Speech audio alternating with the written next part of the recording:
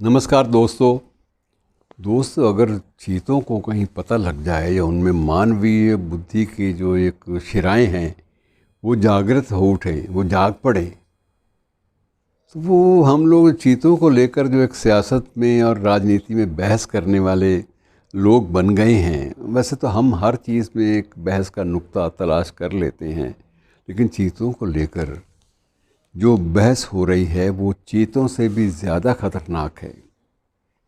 वो इस बात को महसूस क्यों नहीं किया जाता, इस बारे में कुछ नहीं कहा जा सकता। बहरहाल बात ये भी है कि अगर चीते ख़त्म हुए, देश की धरती से समाप्त हो गए, नस्ल ही ख़त्म हो गई, तो उसके लिए ज़िम्मेदार कौन है? हमने कभी ये महसूस ही नहीं किया। हमने कौन सा एक राष्ट्र के रूप में और एक वर्ग या एक इंसानी या एक मानव जाति के रूप में हमने कहाँ स्वीकार किया कि इनकी बर्बादी के लिए और पूरी भारतीय उपमहाद्वीप को चीता मुक्त करने की सनक में या लापरवाही में हमने किस तरह से एक पूरी की पूरी प्रजाति को ही विलुप्त कर दिया। तो ये कहीं ना कहीं हमें ज़िम्मेदारी का एहसास भी होना चाहिए। बहरहाल थोड़ी सी बात ये कर लेते हैं कि ये जो अभी हाल ही में जो बहस का मुद्दा देश में एक सियासी उबाल का मुद्दा बनी हुई है, और कई जगह तो जैसे वो बहुत सारे जो टीवी चैनल्स हैं उनमें तो न जाने कौन कौन से स्तंभ होते हैं, उनमें बहस भी खूब चल रही है। और सभी राजनीतिक कमोबेश सभी राजनीतिक दलों के जो प्रबुद्ध बुद्धिजीवी लोग हैं वो इस बहस में शरीक हो रहे हैं, शिरकत कर रहे हैं। और बहस इसी बात को लेकर चल रही है कि क्या चीतों को लाया जाना बहुत ज़रूरी था। लेकिन ये नहीं सोचते कि जब चीतों का ज़िक्र आपकी पाठ्य पुस्तकों में है, आप उनका ज़िक्र करते हैं, आप लोग उनका शिकार भी करते रहे हैं, और आपकी आने वाली जो नस्ल है, आने वाली जो पीढ़ी है, जो बच्चे हैं, वो आपसे पूछते हैं चीता है कहाँ।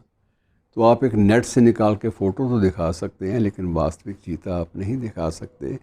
और वैसे भी कोई भी प्राणी इस सृष्टि का, चाहे वो हिंसक है, चाहे अहिंसक है, चाहे शांति प्रिय है, उसका अपना सौंदर्य है और उसका अपना महत्व प्रकृति के पर्यावरण को बनाए रखने में भी है।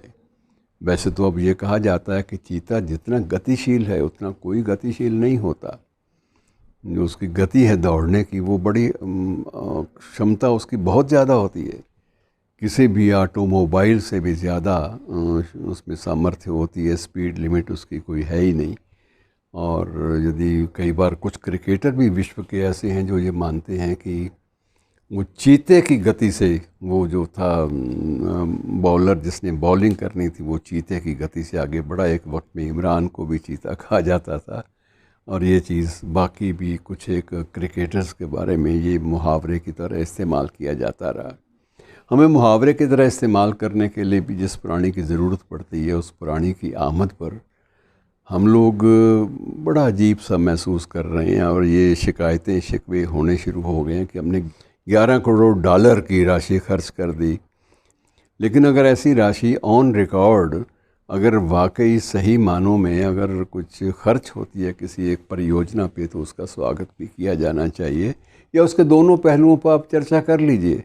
लेकिन एक ही पहलू की आपने नकारना ही नकारना है। ये नेगेटिविटी जो है, ये नकारात्मकता है, इसको भी नकारा जाना चाहिए। ये एक सिवाय एक विष भरे माहौल के और हमें कुछ नहीं देती। और ये वस्तु स्थिति है कि सारी दुनिया में इस समय 8,000 से भी कम चीते हैं, और इसमें से भी अधिकांश जो हैं चीते ये अफ्रीका में हैं, अफ्रीकी देशों में हैं। बाकी तो कोई जो संग्रहालय हैं, म्यूज़ियम्स हैं, जहाँ चिड़ियाघर हैं, जहाँ थोड़ा सा कुछ अभयारण्य हैं वन्य प्राणियों के लिए, या ज़ू हैं, चिड़ियाघर जिसे बोलते हैं, हालांकि उसमें चिड़ियाओं को कोई महत्व नहीं मिलता, नाम चिड़ियाघर है।